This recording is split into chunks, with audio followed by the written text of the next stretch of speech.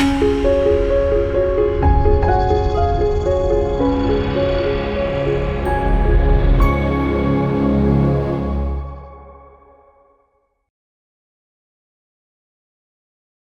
మాత్రం. నేను మీ journalist Navatha. Welcome to R voice. మొత్తానికి రెండు రాష్ట్రాలతో పాటు ఒక కేంద్ర పాలిత ప్రాంతంలో కూడా ఎన్నికలు సజావుగా సాగుతున్నాయి. అయితే ఎన్నికలకు సంబంధించి ఇప్పటికే చాలా మంది వాళ్ళ ఒపీనియన్స్ కూడా ఇచ్చారు. దానికి సంబంధించి ఎగ్జిట్ పోల్స్ కి సంబంధించిన రిపోర్ట్స్ కొన్ని గంటల్లో రానున్నాయి. అలాగే దీనికి సంబంధించి ఏ పార్టీలకు ఎంత పెచ్చింగ్ ఉంటుంది అంటూ ఇప్పటికే అక్కడ కొందరు సర్వేలు కూడా చేశారు.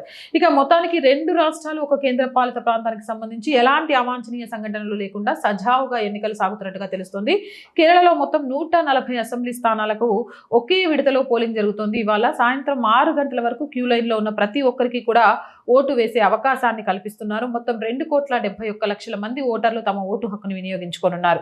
ఇక బందోబస్తు కూడా దీనికి సంబంధించి ఎలాంటి అవాంఛనీయ సంఘటనలు జరగకుండా చాలా గట్టిగానే ఏర్పాటు చేశారు. 3 కూటముల మధ్య కూడా ఇక్కడ త్రిముఖ పోరు చాలా గట్టిగా నడుస్తోందని తెలుస్తోంది. ఇక సీఎం పినరయ్ విజయన్ నేతృత్వంలోని ఎల్డీఎఫ్ తాము ఖచ్చితంగా గెలుస్తాము అని అధికార కాంక్షతో ఉంటే, మళ్ళీ అధికారంలోకి వస్తామనే ఆలోచనతో ఉంటే, కాంగ్రెస్ నేతృత్వంలోని యూడీఎఫ్ కూడా తగ్గేదే లేదు, ఈసారి గెలుపు మాదే అంటోంది. అలాగే బీజేపీ నేతృత్వంలోని ఎన్డీఏ కూడా ఈసారి కేరళలో తమ సత్తా చాటుకోవడానికి సిద్ధంగా ఉన్నాము అని చెప్తున్నారు. ఇక దీనికి సంబంధించి తమిళనాడుకు సంబంధించి అన్నమలై అలాగే ప్రముఖులు కూడా వెళ్ళి కేరళలో బీజేపీ తరఫున ప్రచారం చేయడం చూసాము. అలాగే కేరళకు సంబంధించి తెలంగాణ నుంచి రేవంత్ రెడ్డితో సహా చాలా మంది అక్కడికి వెళ్ళి ప్రచారం చేయడం కూడా చూసాము. అయితే కేరళలో మాత్రం చాలా స్పష్టంగా త్రిముఖ పోరే కనిపిస్తోంది. అలాగే ఓటర్లు కూడా ఓటు వేయడానికి ఆసక్తి కనబరుస్తున్నట్టుగా కూడా కనిపిస్తోంది. మొత్తం 2,71,00,000 మంది ఓటు హక్కును వినియోగించుకున్నారు.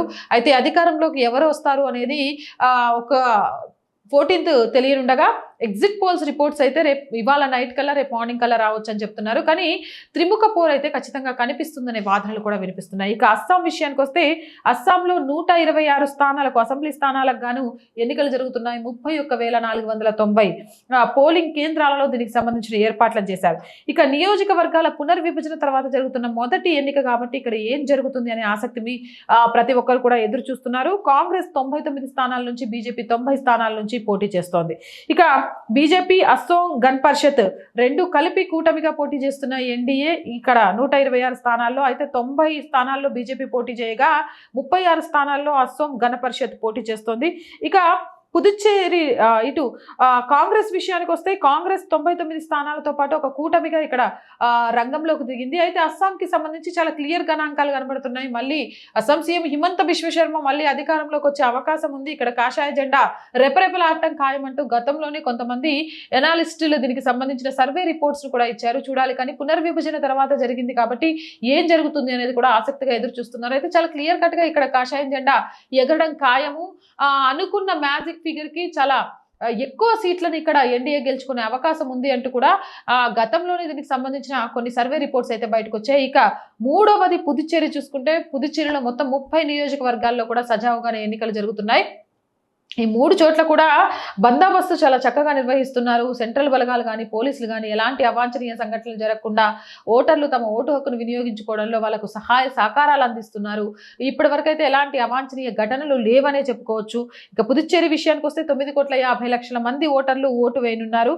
ఇక బరిలో 294 మంది అభ్యర్థులు ఉన్నారు. 1,099 పోలింగ్ కేంద్రాలను ఏర్పాటు చేశారు. పుదుచ్చేరిలో కూడా కొత్త కాషాయ గాలే వీస్తున్నట్టుగా, పుదుచ్చేరిలో కూడా కాషాయ జెండా ఎగరడానికి అవకాశం ఉన్నట్టుగా కూడా వస్తుంది. బీజేపీని గెలిపించుకోవాల్సిన బాధ్యత ప్రతి హిందూ మీద, ప్రతి భారతీయుడు అనే భావజాలం ఉన్న వ్యక్తి మీద ఉంది అంటూ కూడా గతంలోనే సోషల్ మీడియాకు సంబంధించి చాలా మంది మాట్లాడారు. ఈరోజు బీజేపీ గెలుపు బీజేపీకి ఎంతవరకు అవసరమో లేదో తెలియదు, కానీ బీజేపీ గెలుపు అనేది భారతదేశానికి అవసరం అంటూ కూడా కొందరు దీనికి సంబంధించి ఎనలిస్టులు వాళ్ళ ఎనాలిసిస్ అని చెప్పిన సందర్భాలను కూడా చూసాం. ఏదేమైనా కానీ ఒక కేంద్రపాలిత ప్రాంతంతో పాటు 2 రాష్ట్రాల్లో ఒకే విడతలో ఎన్నికలు జరుగుతున్నాయి. ఇటు అస్సాంలో 126 స్థానాలకు, అలాగే కేరళలో 140 స్థానాలకు, పుదుచ్చేరిలో 30 స్థానాలకు అసెంబ్లీ స్థానాలకు కానీ ఎన్నికలు జరుగుతున్నాయి. అలాగే ఇటు నియోజకవర్గాల పునర్విభజన తర్వాత జరుగుతున్న ఎన్నిక కాబట్టి కొంత ఆసక్తి కూడా నెలకొని ఉన్నాయి. ఈ నేపథ్యంలో పుదుచ్చేరి, అస్సాంలో కాషాయ గాలులు చాలా పక్కాగా వీస్తున్నట్టుగా కనిపిస్తున్నప్పటికీ ఇటు కేరళ విషయానికి వచ్చేసరికి త్రిముఖ పోరు నడుస్తున్నట్టుగా కూడా సమాచారం అందుతుంది. ఎలాంటి అవాంఛనీయ సంఘటనలు అయితే లేవు. ఓటర్లు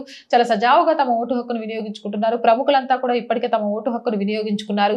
సాయంత్రం 6 గంటల కల్లా లైన్ లో ఉన్న వాళ్ళకు మాత్రమే ఓటు వేసే అవకాశం ఇస్తున్నట్టుగా కూడా ఎన్నికల సంఘం ప్రతినిధులు అయితే చెప్తున్నారు. ఏదేమైనా మీరేమనుకుంటున్నారు?